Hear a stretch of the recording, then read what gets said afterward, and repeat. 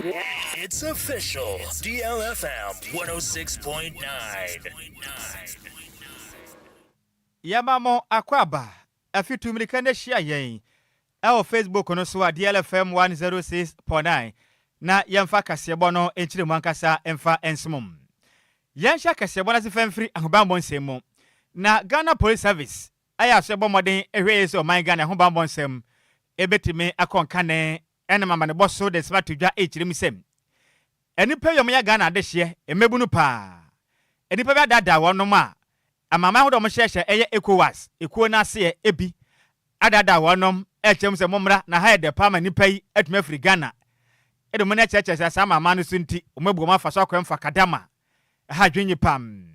Na mra endrada insemtwerefo nhye mo ekodwa ewon kan prematem dwombosome ne da ne etoso aduasam. Ena Director General at the Criminal Investigations Department CID DCOP Lydia Yako Donko ode to dwa na wo kire mi say enipa makon eduosiansia 66 a wonu me mebu no mu firi o maganam ebo mode tenase ema Knet Ponzi scheme for dada wonu ka chem so momra Nigeria adwuma bu wo menye bi ne skadwete sikapudo benya bia gombotom ema mlanto na mebu no a wo hu ensuo gina mo ho so dimirika tente ekofu plane bi su fa boda no so ekwenabadie saa na ebrane amanhunu kopie wo Nigeria manim na mu chem se mo koye na maka kira mo se adwuma mba beye no emu oda saa no manam amba e maka kira mo se wedie ebi okra na yam umasua scholarship fabra afitu besua homa ne man kon kan fa ma ebi su kire mo se mpo de football academy brebe fa opa na kwakosi akan skabe botom pam omo san so ka kire bi se adwuma mba beye no mu ode sika obenya gu botonye sika kuma na mebu edi American tente ko pie mu Nigeria na nka ne kire mi se postball modern ehyiase ebo modern kwagigi ekotwitwa ja nipa yi ewo May boss modern na toso du nkron ebepem dwon boss modern toso aduonu nson emfempem yenu ne aduonu numu ewo ma nipa bi ebo modern ene amama hodo aka bo mu omukwafa eye Interpol kwaje tumi krata ede kwadwoa sa nipa bonfo mutu sa na moyin na nka ne kire mu a Ghana de hye bia nipa dada omodoso ye pa ti se de medi kan ka kire wo no o brebe fo adwuma and ya football academies ne dada wo sa o bra adwuma ye no o ya de be kwa mo ne sika na mu odu ye pa na mente bo mo de adi mirika tente e kopi wa Nigeria mamum na nka ne kire mu so mo kopi ye pe ene ko fo ka kire mo se ma ba o munya abotre adwuma no wo ho na mo documents na mo de ba na wai o se nie na o maji utumi krata no e de afre winsem o document ne agene nyina ntumi ntu kwan bio omoji wie ye pe na mo se o hu ofe abaya wo tumpoku kama se hwe onufu se de yete ne se de wo to abo wo ba pa adwuma Nigeria na aye bre no makoma eye ba si bra fo no mdo akọ ba si bra sa na mema ne wade da me ngofa se motete me ene esa memu anu so de yetumi dwiri wutiri wo kwatere ne ye bro ho sa de wo ye adwuma dan ne ye gisika gu ye botom ena pozifo nyante yese se ne koso ne jira mbombo de yakopie ma meke se no enimpa mako 66 empenifo akwajo omo de Ghana mu se momra metene fie na de mu ye ehu pa na pozifo de kokobo de Ghana fo se munya botrem tete break so bi ka cha sebra kopa adwuma ya to boss na hwemu ye pa besua homa scholarship hwemu ya se wako eno ache nso abusua ane ahwefo ene Ghana mpenifo ye tumufo se mamoden na se onipa bi kopa adwuma bode de na chiye otu kwa na hwe na kwanto ne mu na hwe ma ne nko efrise wa hwe ne ya dada na bu na fa so bedu ba bi no wa hwe na ne nkwa na nipa bi Agyei the feelings. What is them say? Students in SHS and universities. These victims are lured to pay huge sums of money under the pretext of being recruited into football academies for training and placement into top teams abroad, to be employed in lucrative jobs or as part of processes to travel to Europe or Canada for work. Victims are typically instructed to travel, usually by road, to an unfamiliar country. Ghanaians are sent to foreign countries while foreigners are brought to Ghana. Upon arrival, a syndicate member meets them and lodges them in a hotel, demanding an initial training and facilitation fee ranging from 800,000 to 2 million CFA for francophone victims, or $1,000 and above for Ghanaians. Victims are then transferred into the holding camps, which are usually rented rooms, which house between 10 and 40 people under very poor conditions. Their phones and all travel documents are seized, and their activities, especially phone calls, are closely monitored. They are then introduced into the QNet business and promise huge returns if they recruit others to join. Usually, the scammers personate victims in their custody to scam their close relatives by using the phones of the victims to contact their unsuspecting friends and families in their contact lists. While in the camp, the victims are compelled or resort to scamming their parents and families to send them money for feeding, etc. This often leads to rescue victims being afraid or unwilling to return home. Victims who are rescued are sometimes so frail and malnourished that they cannot go back to the activities they were previously engaged in. Locating and rescuing victims is challenging because the phone numbers they provide are usually deactivated by the scammers once the victim is in their custody. On 20th July 2022, the Commercial Division of the Accra High Court ordered the dissolution of QNet Limited or QNet for engaging in dishonest, illegal and fraudulent business activities. The move followed the petition filed by the former Attorney General of Ghana seeking the dissolution of the network marketing company for operating in a manner akin to Ponzi schemes. The activities of QNet are also banned in other countries within the sub-region. The actions of these scammers, including deception, coercion, restriction of movement, and denying access to travel documents, are offenses punishable under the Anti-Human Trafficking Act of Ghana Act 2005 at 694 and Ghana's Criminal Code 1960 at 29. Persons found culpable of luring others, friends, relatives, etc., to other countries either for QNet or similar activities will be arrested and prosecuted in the respective countries. Suspects arrested in connection with rescues in Ghana by the Anti-Human Trafficking Unit have been arraigned before court and remanded to assist with the investigations. Any awuti ye Director General of the Criminal Investigations Department CID DCOP Lydia Yakon Donko and awuti Yantwa Kasiabone so na Ghana any Cote d'Ivoire etu anamonsho koma bomode akosane eye MOU a omohwe se ye 330 kV double circuit interconnection eye project no emu ebetimi ayeden ewo mamienu we mu na ye openie no ekoso ewa ye homababo so mene de toso aduonu nso ewo mfimpi mienu ene aduonunum ewo nkran ha no mo omohwe se abani ni na betimi adi djuma na nyamkane atimi akoye ewo moman so asese na Joint Technical Steering Committee and Interstate Ministerial Air Committee for Nebekabom no metimi edijuma na branch emudie no ekoswa ye energy ministers and technical delegation for shiemu and man Ghana ye Deputy Minister of Energy and Green Transition Honorable Richard John Mensah HM say your pene ya koso ewo muntam ne de yade abeboa ye West Africa mo power sector ni ye papa ebe ha say yetmenfo ni na betimi anya nyinam kanea na bibia timi akoso ewo mayimu owieye anaye nipa oginama ye Cote d'Ivoire Deputy Minister of Mines, Petroleum and Energy Mr. Jane Baptist aka ye Kajo edi tudwa na oche musa ya de ankaboma akoso wo muntem de na nidi hu ye papa esan se beboa na nyinam kanea asoso na yetmenfo na timi anya bi na emu nsoso etimi ayeden na ye MOU for ehemu se nkaboma akoso Ghana Great Company ene ye Cote d'Ivoire mu CI Energies no Ombedi juma efa kwan ya efata so na we nyina ye dwumadi a ECOWAS for person mundi sane ebe ya beboa na nyamkane ansoso a eya amama yusu no ebetimi aboa na bibia etimi akoso ye na bra mo kasa no ana man Ghana ye Deputy Minister of Energy and Green Transition Edin Semsey Edituja. It is a privilege to host you all today as we advance our mutual commitment to regional energy integration and power sector cooperation. Our gathering this morning marks a significant step forward in the development of the 330 kV Ghana-Cote d'Ivoire interconnection project. This strategic initiative not only seeks to reinforce the interconnection between our two countries, but aims to improve grid stability, enhance operational reliability, and provide a robust platform for power exchange within West African Power Pool regional market. Today's meeting will focus on key areas essential to the success of this project. This includes a review of the updated technical findings from the feasibility studies, the institutional framework that will guide the implementation and governance of the project, and the environmental and social impact assessment, which are crucial for ensuring sustainability and community acceptance. A major highlight of this meeting will be the adoption and signing of the Memorandum of Understanding for the establishment of two critical governance structures, namely the Joint Technical Steering Committee to be co-chaired by the Chief Executive of GridCo and CI Energies. Eni ya uti ye Honorable Richard Jan Menson no na ye Deputy Minister Edema Energy and Green Transition ewo man Ghana mu. Yanto akasebo no so na mekase ne yengira mu. Na nim so man Ghana ne de kase am. Ghana man pani John Dramani Mahama hyehyɛ to no mosem. National Day of Thanksgiving and Praise. Enti na Ghana ye gina na so de na ase na ye ne ye behim edamre kwanwom wombom diende make say State House omu bom saa anyasem kuma kra mu bochem na dwumade we ahya ase ne eye kitawon sabosme de dikan na Archbishop Nicholas Duncan Williams ono ko ko falabai de ma Action Chapel International de adesre de ato Ghana man pani John Dramani Mahama amanim say o sra na da Nyankopon akwanyo de ama na toso mienu o manfaso emaso ema mo Ghana titiriw efe sikasem hom senior man kasem ene wo kire musem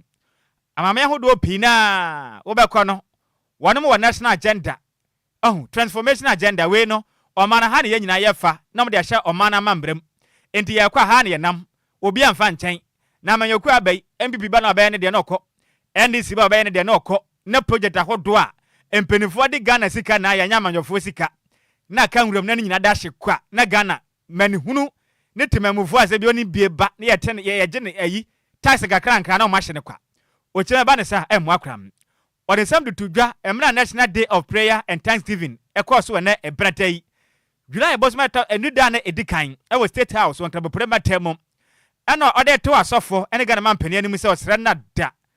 ekwanya wanyan o magana fo ehunu so mfa so pam Archbishop Duncan Williams ka se na o kyerɛ mi se o magana sika no nso ehumbre nyam masiri ne hwiase bio ejan na so beboa pa magana ya kwane wampuntum o kyerɛ mi se ukopiem amama bi de se China India ene Dubai ya omo de asi o mani so se we mu ye national agenda enfinhia wo ha aha de nyina ye ekọ amamra na gye atum enti wo ba untum meche de obeye da na Ghana sika nhye kwa ade enti na Ghana man yentumi nye bieni senti o de ato Ghana man pani anim se wo po se ompo sa transformation agenda o man ye kọ benkum ye kọ nimfa omomfa nhye o man Ghana mamlanim na obi anyintum ene wo ba wo na wo ye hwan wo ho ofese hwan po bedi so na Ghana yenya mputo ofise de yakọ so no dwene ho a me wo fa ase na ne yem hihye no de nsem sei e de tudwa e wone State House. Number one, it came strong to me that we need to develop strong love for God. Love for God. Number two, love for country. Number three, love for people. Number four, we need a national development plan. We need a national development agenda, a national vision. China has 100 years vision. India, 100 years vision. Dubai, 100 years vision. Ghana, our motherland. Where is our vision? Where is our agenda? All that under the leadership of President John Dramani Mahama, a national agenda and a development plan will be established that compels all stakeholders, irrespective of your tribe, your religion, your background, and your political party, that you are compelled by constitution to follow that agenda, that our money, cocoa, oil, and all that we have, our resources, gold, will be channeled towards one common goal, the development of Ghana. Mr. President, your presidency this time around and this mandate is not for you nor us. It's for our children's children. It's for generation yet unborn. So, Mr. President, make a difference. Set the agenda. Reset the economy and this nation. Shall we pray? Our Heavenly Father, we are gathered as I'm surrounded with all these mighty servants of yours. I come under the auspices of the Holy Spirit. Me wa fa si mi jana empire no ahwe aye mpon because me nim de obetumi aye. Na ne kwakra mo no ene wa sai kire mu sei. Ghana man pani adusu adi hu na kofa aye ode abai ne o man Ghana. Ya ba benya National Day of Prayer and Thanksgiving no. Nyankopon twede ampon ne da ne ho adi. E de kire Ghana man pani na ode anisu adi hu we ya banti. Ode Ghana man pani ase. Nyankopon anko so amana anisu adi hu ne visa Ghana man pani ne. Ekame akwa de se wadane commissioni prophet evisade o de obebo ma Ghana empebo tumi na se yadwuma ne Yankopon opege na basa na o de nhye de hyen wi enso de ade mpaibo sei eta de taso ka ho bio. As I reflected on this day being the 1st of July, which is the 7th month of the year. I realize that 7 stands for the end of a cycle.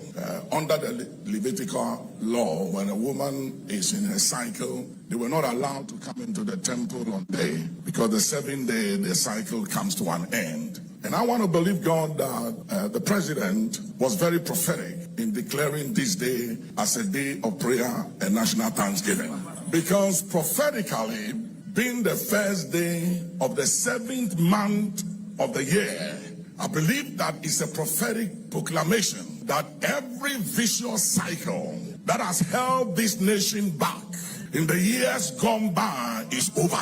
The cycle breaks in the name of Jesus. If you believe it, please put your hands together and shout yes. As I reflected, I realized that in the 50s and the 60s, Ghana was ahead of Singapore, Malaysia, South Korea, and even China. We were ahead of them. And I started meditating, and suddenly I said, why has the gold become dim or dark? What happened to us? This state of retrogression. Any awuti ye aye fonda. Anokrasine General Overseer Edema Action Chapel International. Ne den the Archbishop Nicholas Duncan Williams. Me wofase ene woponi minimum no eye paibody eye na sienso ye pananso. Aya monka ncha me wofase fo mpanifo ne say. Omunya sika ne di.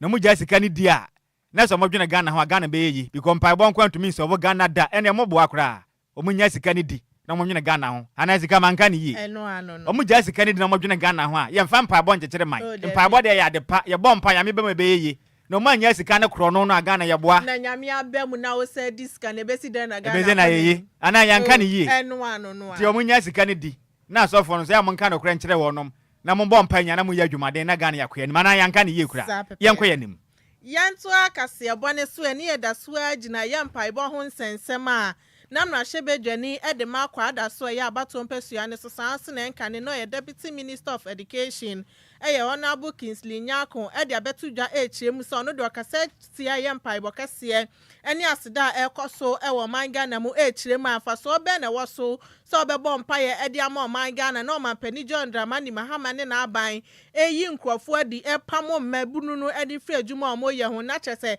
ohun ni sanyansa bi anim so manga na ye be yi dasi wonom se ye bompaye de Nyankopon ase so manga na wo se ekọ nanim ni ade na ye mmabunu ye adwuma no abomodin apamo wo mede free adwuma nim a no manga na ye ekọ ya na se ye baye we no ne semtrofo etwetwe nkomo na ochemu se eye National Prayers and Thanksgiving Day ne krampo na osan komo de ko efia da se ne be ye obi a betimi akọ no akọbọ mpaye ni bia de ama manga na emom omode aye afọ ofida na chese manga na obi anko tena baby no nje na home na chese fa so obi ani so na wo anya afọ ofida ne krampo na se wakwa kogina onom se wo bọ mpaye ama manga na wo sa apamu mabunu no enye niema papa wo manyi ma ene na National Prayers and Thanksgiving Day na hu hia nti we ne nsem a eye Hyebedwani Edema Kwadwo so edi betu dwa ye ntie bi me enko duma den na ko pass we should go to work meanwhile academia eye for fit na eye fit me feel say that day na we say anke den the boss empire no ana say the ko den na ko pass na eda o say the code man is it right me watch now I say parliament at the same time no omo ye National Day of Prayer and Thanksgiving observation oh Kwadwo how can I be here because say watch now me ko bia me go parliament so mampani Mahama ni ande sin o meta mo tell say ye nya adwuma ne mo mpa na say den entasu na den me je mpa bi o I believe prayers because me Christian obi a oye Christian oye kemoni oye Hindu oye traditionalist ye nya communicating with the superior being called God mampani to Mahama ba and ba ko a onudi kan ye ne say mabu na mo nya adwuma mo je omo na adwuma o so etu mo ka eto den mo mo ye na mo ma no what you ma japa mo you say yes am from fire me tell you if now when you know no tia feel no and pen back ban the person cannot get food to eat or drink can be pass over when they do so come fire in one breath you are sacking people eni ya uti ye eyem no Hyebedwani Edema Kwadwo so sanso na oye enkane Deputy Minister Edema Education eye Honorable Kingsley Nyako na manibo yensem troni sa akode pepra ana de besom ye yanto akase wone so na ye nyira mu awesika consensus mu na nim se Ghana man pani John Dramani Mahama ba ye pe e no de good board buy so mamade am be adwumaden na mo hwe se o my Ghana ska akwa hodo yense ka na o men be boa pa na o man yesikasem etimi akonom enimu ye pam na nam sanse hye nte empenifo atena sanse hye se ubi biada udi ska akọ ho dwa no ese odi ne kwampa so nti ubehia tumi krata ene license na boa madwumadi a wudie no wadi ne kwanso na chief executive officer Edema Gold Board me wofa ase ketwa Sammy Jamfi aka se kyeremu a dwumadi a mudie ne sabe pepa so opa homa so ene nim de no mu ne ye mu nte no won pese o moboa na Ghana ska akọ ahodo a yenya no se wodi hu dwa boa na o man yetumi nya ska edigu yeboto na Ghana kọ na nim mpuntum na enkoba se obedi gold hu dwa na waye yetam na o man na nya so mfaso na make say no Gold Board for one actor wabetu dwa family kwanso act year 2025 act 1140 kyeremu say ubi biada wo pese oba modern ediska akọ hu dwa no wo behia tumi krata na boa madwade na wudie no afa kwampa so wudiska akọ ni bi etu kwa kwamane akọ akọtọn a ese oba ho modern so o man Ghana sika esi wo mu no yense tumi ka ente sa ye beje o faawo wabu mna so ye beje o panati ne apane so pam Sammy Jamfi kasa na wo kyeremu say ye kase no abane de twam modern akọfa eye Precious Mineral Marketing Company Limited no and na Ministry of Lands and Natural Resources etimi the license bi ma de hye bi o kyerem se sak to me krata munya no 20 time watwam enya dwuma bio Sammy Jamfi se yen kancha Ghana for se wa winima wo bedi ska akọ ho dwa ne wani ne kwan so se de se ne mra meta ho no panati waso be ye hye wo meche opa mamra atwoto da twanwem o se yen kancha wo mka biewom o mudi ska akọ ho edwa se muni ne kwan so momma mra ne nya pepepe ne nya atwuma ne ska akọ ho adwade na mudie no o man Ghana nya so mfaso o cha make say no eye 240 license na ma made atumi approve dia ma Ghana de hye afins 123 license ma body apprent a enche o ma body applicant ne sebeka na boa na ma mudi ska akọ ho dwa no body ne kwampa so Sammy Jamfi say we ya kwampa mo fa so aboa na o ma Ghana ska akọ ho dwa no ye de ne kwampa so na bo o ma Ghana so yenye sika de go ebotomu o de nsem say e de tuja. We've invited you here in previous time for other press conferences at which we gave deadlines and later extended the deadlines for persons engaged in good trading to apply for a Gold Board license. We gave a final non-extendable deadline of 21st of June. 21st of June has come and gone, and we don't intend to extend that deadline. And so the main purpose of this press conference is to inform you, our friends in the media, and by extension, the good people of Ghana, that the new Gold Board licensing regime has taken full effect, and that effective immediately, only a Ghanaian who has gone through the lay-down due process and has been issued with a license by the Ghana Gold Board can legally engage in gold trading in Ghana. What that simply means is that if you are not licensed by the Ghana Gold Board, you are committing a crime if you buy gold or you engage in any form of gold trading. All the previous licenses that various traders involved in gold trading had from the defunct Precious Minerals Marketing Company, PMC, and the Ministry of Lands and Natural Resources have all been revoked by the Ghana Gold Board Act. Na ne kwakra mo no na wo fa se Sammy Jamfi ka semo na wo se yen kancha Ghana de hia mudi ska akọ ho dwane se osra mada make say no Gold Board for empenifo ahase apaw abedwekoma beboa pa bebo atwumaden aboa eno ne be task force umbepa ho ntoma e wo kitansa busuma yego mi de teso enwotwe efimpim yenu ye de nu abomoden aboa se be ya nipa bi a omonam koti kwanso ediska akọ tu kwankwa mo ne koton ma Ghana enya so mfaso no ye beche wonom monte so amudi ska akọ ho dwa na oman enya so hwe no na muni tumi krata no maso atumi ayehye Sammy Jamfi say yen kan kira mo say sabadweko mate no ye task force no Ghana Post Service for bo machidom aboa ahwe ahune say omdwumade ombedi be fa mara kwan so panipa bono for monam koti kwan ediska akọ ho dwa no o machi wo nyina Sammy Jamfi say Ghana foi muntina supam efiri na ekọ wonnim na wubu mra so wanya tumi krata na diska akọ ho dwa na o machewa ekura yim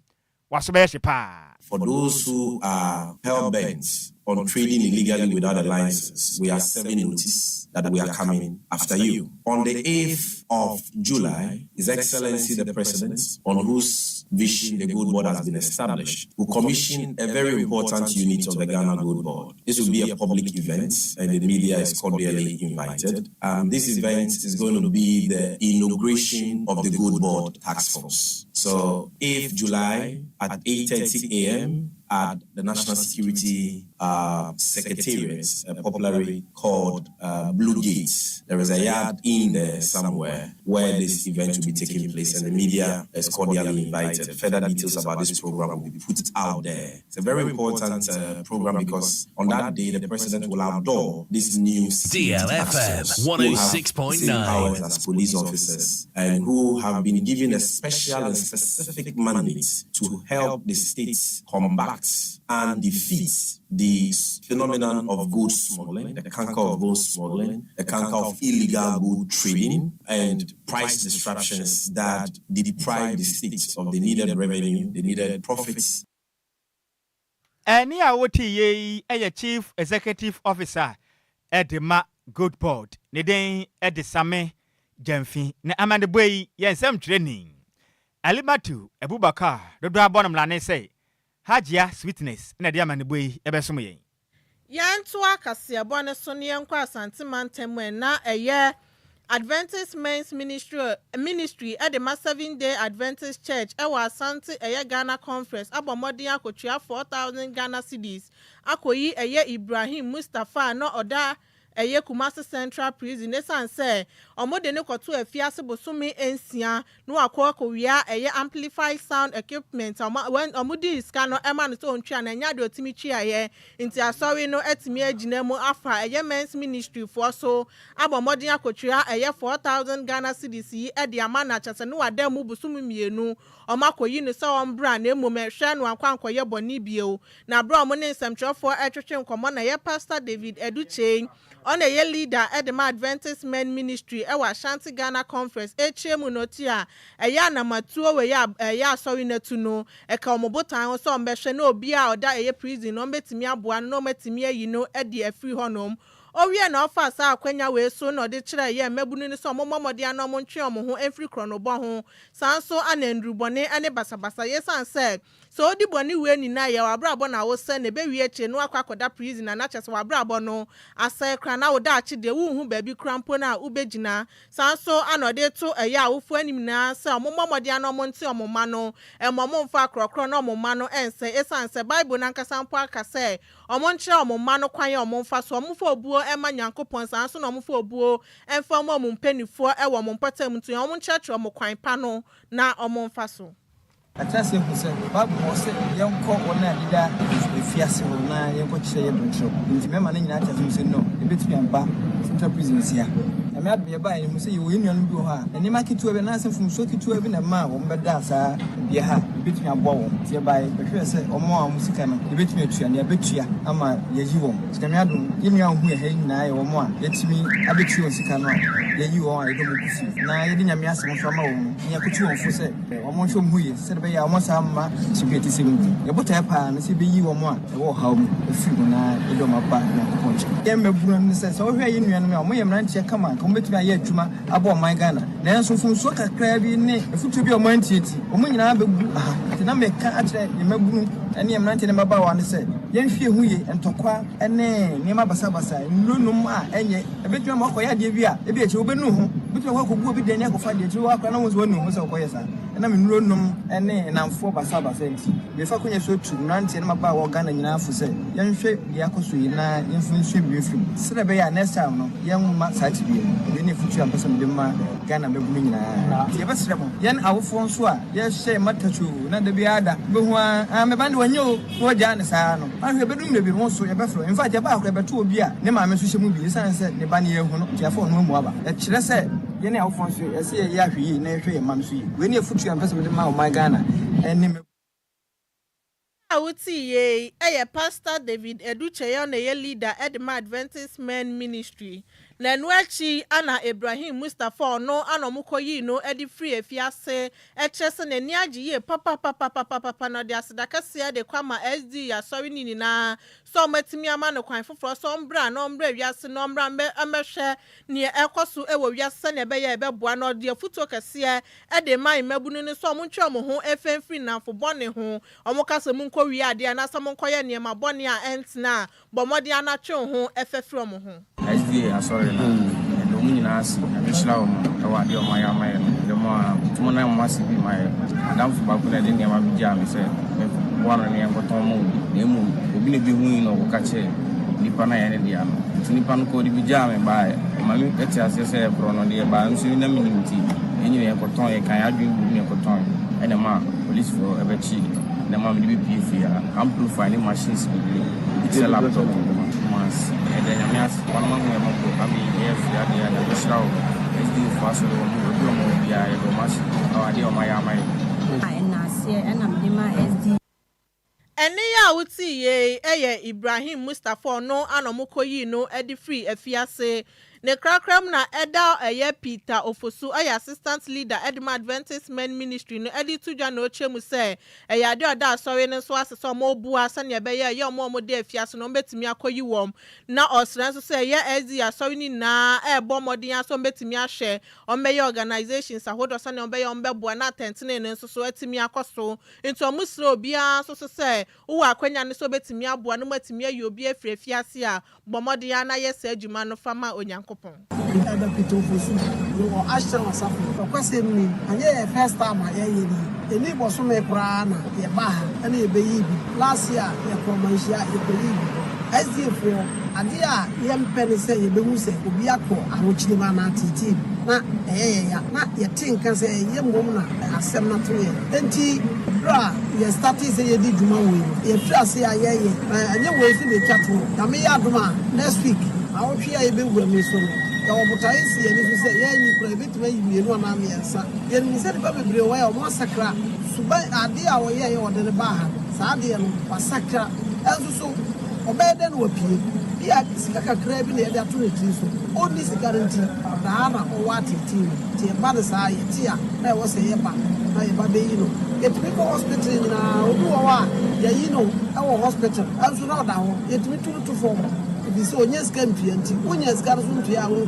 hospitals in na etimi koyi ni pasa enti ye de Bible na kan na ye de ye adwuma nti na ene ejiran Ene ya wuti ye sorry Penny Peter Ofosu na assistant leader Edema Adventist Men Ministry na manibo yen sem troni Samuel Ofowibu ati na different sentimentemu edebe somiye Say ye free sentimental dia na ye free o maganam e de ani de akire mu e wa manfo kroso e ho sesem ne nkopie mu e wo Togo manim na meka say enipa pi e na wonom e prepra e ma foforo nso bebro beye enson de onum nyinada ahwe wonom nkwa e wo Togo menteme ho ase bia ama ne ho so kakra e wo nansan yi mu a enya sem keto akram na nka na ichirem se eyade oye kira eye organizers omba mode ade dwuma eta kasapa de fani pa fa hodie ho wa be fontenta so eye online activists for mode ade mebu nanim ichirem se wono mpafa hodie na kokopie mu e wo Togo man mu a edu ba bia menwosem tumi kanka bi kwabani nya tumi so odi so a wo ya kokura poso sa na num si nyina sa nanso bibini ni tumi wo bo akra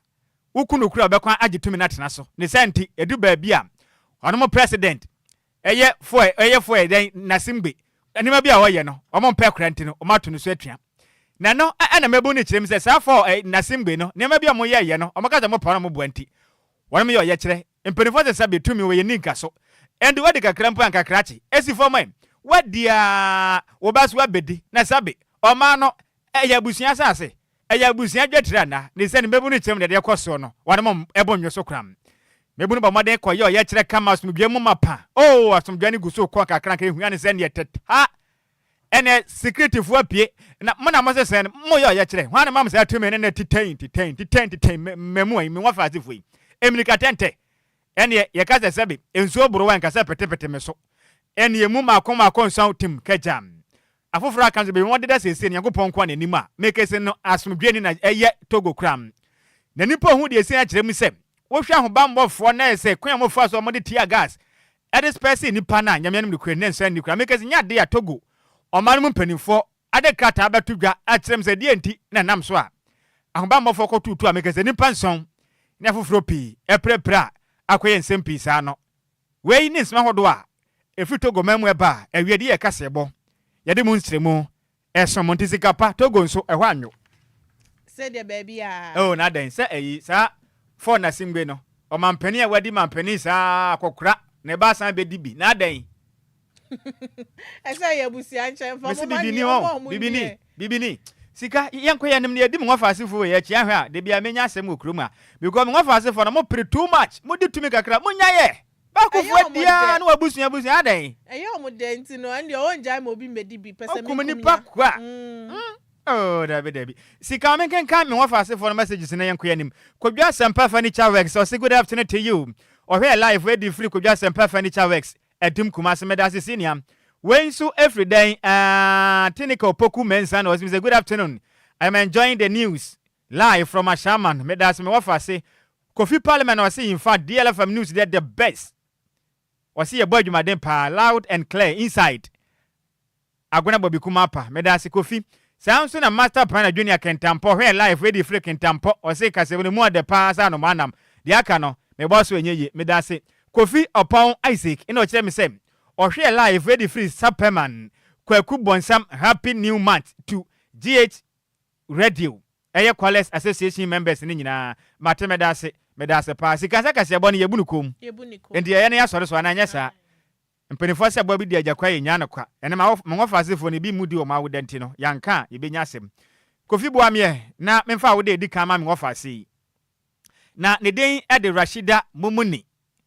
oye beautician oye obi one de make say no so on siesie wo mahura sum twa pa ma won to braten pa se yen siesie de amena meka kire opo adwuma yi pam na oye adwuma e wo Grimes by G eno no e wo mambo bi market wo no ma no butu na ene na wodante me wo fa ase Nyankopon hira wo no onye okese pa ompagya mfra domu na onfa nkwa domu ti Rashida Mumuni a wo ye beautician e wo Grimes by G eno no wo mambo bi market Hajia Sweeten do afra ne say ni dipa sha daka mu no eya Alimatu Abubakar DLFM yamani boni no se ne wa wodent Yankopon hira wo ompagya no onye okese pa adwumade a wo bo se obenya sika so Ghana no bomode na yero ho ya adwumade ne Yankopon so nkoso anya okese enti happy birthday enko enfama Rashida Mumuni Yankopon hira wo pim sanso na wenso ekọ ediamam Mrs Mahama Safura wo manso akosi so wankasa o husband ono ye chairman acoustic ene o sene wa wodenti ahofe ya me nhira opa no nyo kese pa ompagya mfra dum nkwadum we wade ye ncheye kofi last week na me kan ho asem ne ho ofe pa na ya yi chairman acoustic aya ma no mo wade ya munya ebio yeso ye nam kwan so ba enti Mahama Safura ene wudi wa woda wo manso akwasi so happy birthday Yankopon tene nim chiro no ma wade na wade foforo sa no enye kese pa na tia wade mu de ma okunu papa wosum dabi chairman pontumi nyasa Yankopon hira opi we every chairman acoustic oye ukunu no se yemfa woda kese we yemfa ma wo happy birthday kesian so enkoma Mrs Thelma Ewusi we every wow big sister auntie Esther hono ne nemba eye nana Kofi ene nana hima omo se happy birthday kesia pa enko FM ya Mrs Thelma Ewusi omo se nyame nsha na onye okese omo do ye papa oma wakwanya soronko pa oma akwantenten ahode opportunities a wo peni na no Nyankopon ema ne embra wa brabom sanso ana won hira wo ye pa ene mpaibo bi a wo body opese Nyankopon enye ma e wo na wa brabom no Nyankopon enye enfe mount we free wa big sister eya auntie Esther ene nemba ye nana Kofi ene nana hima ana omo se Mrs Thelma Ewusi nyame enhira waware ade ntina so hwema na ware sa meka ye me mwanwa o naka me e o mena fia esujafo wa bibrisa wa nya ade no asamo nheda nkyere ye samo pesa mo nware ana asamo pesa mo be wa na hwan asem na wo kan Kofi wo ne ye hwan Kwadwo Nhyiraba wunya asem okoto da on tasunte ayi ya afiba na afiba kajo so ne wuni na mo pesa mo be wa ada na mo yesa o ma kajo so mo ne ye kasi wani ye de asie mu se mu fo ne ye meis me be na twede se mo ede ma ye be ma 10 gram a ewi ne ahofadwa ne ho fe ye pa ofia pa ma fa se kuma the champion te de ko pie mo e wo Facebook so nya wa kire wanka hwe a mesre manto evise na nya de wa chefo hene nonom Sansana senior technician on duty DJ Zikibi. The man moral support ne hwan. Opambo de wanwafo oti newsroom was said you monitor nya sem kuma kra. Akenkafo aye sin komnya verso mawie no. Edi amaje so attack ade kwadwekrum. Twabe wode hye kwankran. Nhyiraba Kwadwo Sammy bi ma hoteden ene ehunso mpone menkrabo den so eye Abdul Alhaji Kwasunte mene mo fa se ba Adwoa Agyei Sikapa Sika ya kwe hwan na eba na Adwoa Silky one hwan sexy journalist ana fe Kwame Efum se radio no wa na ato na Adwoa Silky na se enya den enya wo dia bio na namla ne bi ne de ne de Achire muhima fifi muhima enkeche hima radio mu ya santua Michael Jackson papa no entiene kofi na da ben brada tujuma de di ben na da so ha give and take hey ene ha begura papa give and take enti wo de ba no abeje enti mesere mo radio do nsa ka e tabu ye bechi wo de dua ti meso ma ne na ha na adwo e ba no wo de ba wo de be ma wo e give and then take ye ma mu nyina mo eni tia adehye midimafo